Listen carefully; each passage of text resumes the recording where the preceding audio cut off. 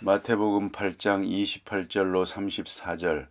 또 예수께서 건너편 가다라 지방에 가심에 귀신 들린 자 둘이 무덤 사이에서 나와 예수를 만나니 그들은 몹시 사나워 아무도 그 길로 지나갈 수 없을 지경이더라.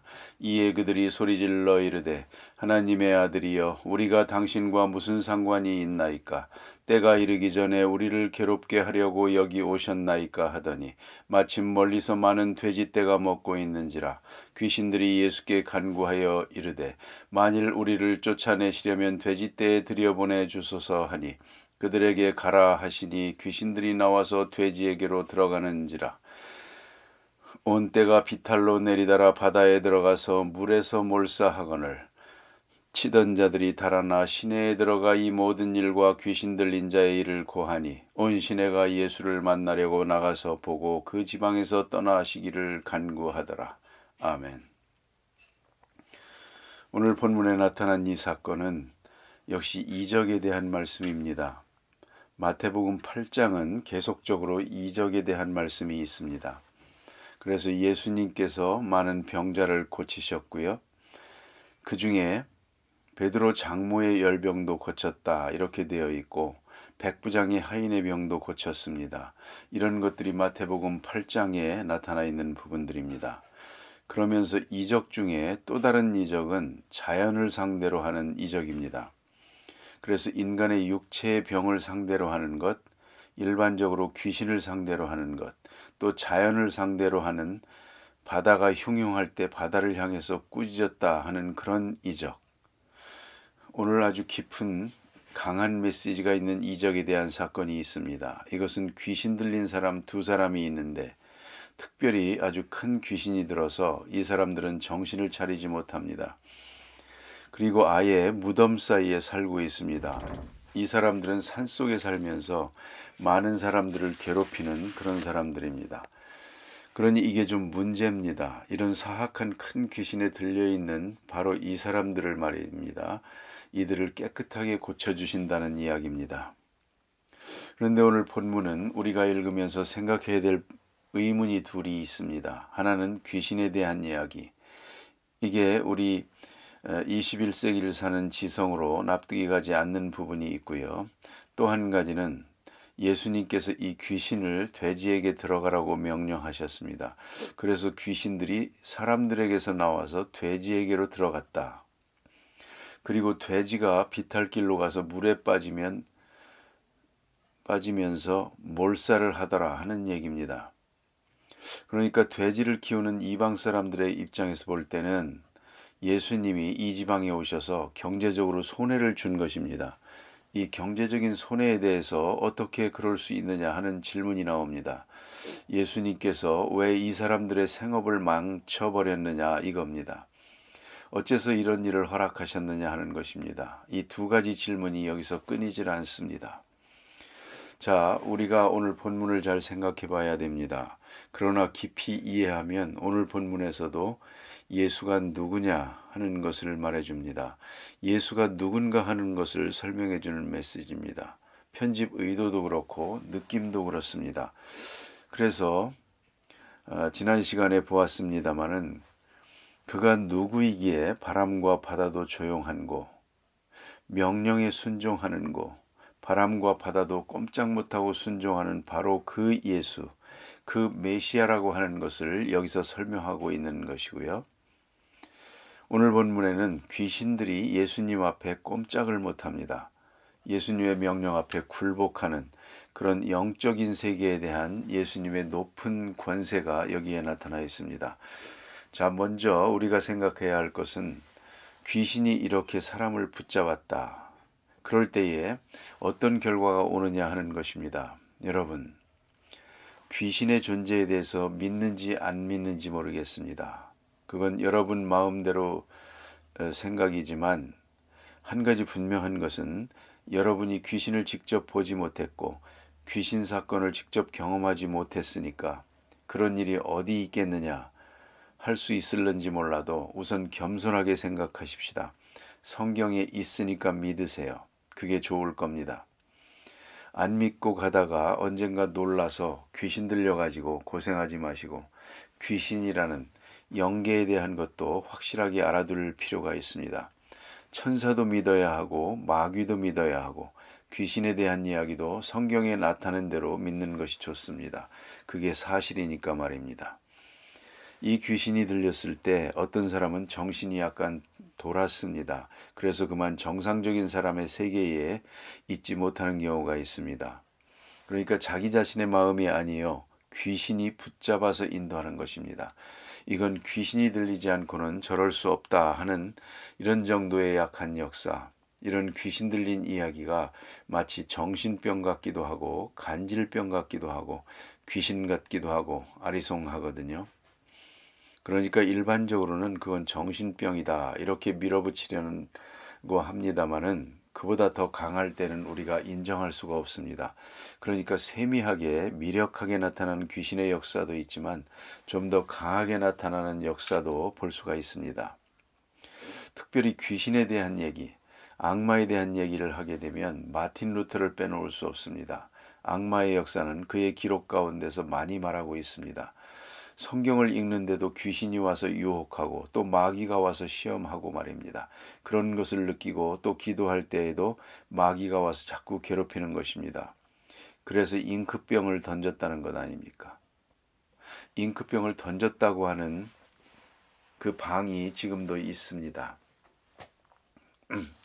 다 수리해서 없다고 그럽니다만 지금은 그 잉크를 다시 칠해놨는지는 모르겠습니다. 그만큼 그는 마귀를 보며 살았습니다. 마귀를 느끼며 살았습니다. 우리가 낙심할 때 마귀가 옆에서 부축을 합니다. 거기다가 가속을 겁니다. 우리가 화를 내고 할 때 혹은 한쪽에서 잘못하고 할 때 성령이 말씀합니다. 그건 아니라고. 온유 겸손하게 참아야 된다 하는가 하면 한쪽에서는 마귀가 잘했다. 한 번 더 부셔라. 그럽니다. 너 잘하고 있다. 그 정도 가지고는 안 된다. 이게 마귀가 하는 것입니다. 그래서 마귀와 성령의 역사를 우리가 동시에 경험할 수 있는 것입니다. 영적으로 민감하고 보면 우리 주변에 마귀의 역사가 너무나 많습니다. 마귀가 나로 하여금 시험에 빠지도록 혈기를 부리도록 절망하도록 원망하도록 그리고 거친 행동을 하도록 부추기는 것입니다. 그걸 우리가 물리쳐야죠. 예수님께서 그러기 때문에 사탄아 물러가라 그러지 않습니까? 그런데 이게 좀 더 강한 것이 있습니다. 그것은 정신세계만 마귀가 움직이는 것이 아니고 그 감성을 움직이고 지성을 움직이고 생각을 돌려놓고 나아가서는 몸까지도 마귀가 붙습니다. 엄청난 힘이 있습니다. 귀신 들린 한 60된 사람이 이렇게 기도해달라고 왔습니다. 그때 젊은 사람 여럿이 붙들어도 당할 수가 없었습니다. 얼마나 힘이 센지. 이건 초자연적입니다. 어떻게 저 노인에게서 이런 힘이 생길까? 이제 그런 생각을 했습니다. 그런데 오늘 여기 가다라 지방의 무덤 사이에 있는 이 사람 생각을 해보십시오. 두 사람이 있는데 귀신이 들려가지고 얼마나 힘이 센지 누구도 당할 수가 없습니다. 그래서 이 근방을 지나가질 못합니다. 심히 사나워 아무도 그 근방을 지나갈 수 없을 만하더라. 잘못하면 큰 봉변을 당하게 되거든요. 가다라 사람들이 고민이었을 것입니다. 자, 이건 분명히 외모로 볼 때는 사람입니다. 내적으로 볼 때는 귀신 들렸습니다. 이게 사람입니까? 귀신입니까? 이걸 죽여야 합니까? 내버려둬야 합니까? 멀쩡한 사람이니 죽일 수는 없고 내버려 두자니 지나가는 사람들을 괴롭히니 이걸 어떻게 하면 좋겠습니까? 이 동네의 큰 사건입니다. 거기에 사자가 있다든가 곰이 있다든가 하면 때려잡든지 하면 되지만 이건 사람입니다. 분명히 사람인데 어떻게 그걸 죽입니까? 이런 문제가 있었거든요. 지금 온 동네의 큰 사건입니다. 그런데 예수님이 지나가시는데 이 귀신 들린 사람이 온유하게 오히려 와서 하는 말입니다. 어째서 당신이 무슨 상관이 있기에 때가 이르기 전에 왔습니까? 왜 우리를 괴롭히려고 합니까? 하고 사정을 합니다. 귀신이 예수를 알아봤습니다. 귀신이 예수 믿는 사람도 알아봅니다. 그걸 우리가 알아야 합니다. 사도 바울도 알아봤습니다. 사도행전에 보면 나타납니다. 그만큼 귀신이 사람을 알아봅니다. 특별히 예수님을 알아봅니다. 예수 믿는 사람을 두려워합니다. 그걸 알아야 됩니다. 그래서 예수님 앞에 와서 사정을 합니다. 그리고 이 시간에 지옥으로 가게 하지 마시고 저 돼지떼에 들어가게 해주세요. 그래 예수님께서 허락을 하십니다. 문제는 예수님의 영적 권세가 여기 있고 이 귀신들이 예수를 알아봤다는 것이고 또 그들도 예수님의 명령에 순종하고 있더라 하는 얘기입니다. 그걸 우리가 깊이 생각해야 되겠고요. 하나님의 허락 밖에서 이루어진 일이 아닙니다.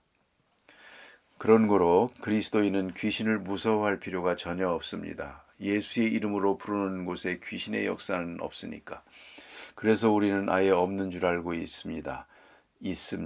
지금도 언제나 악마의 역사는 있습니다. 그러나 예수의 권세가 역사할 때 귀신의 역사는 없다 하는 얘기입니다.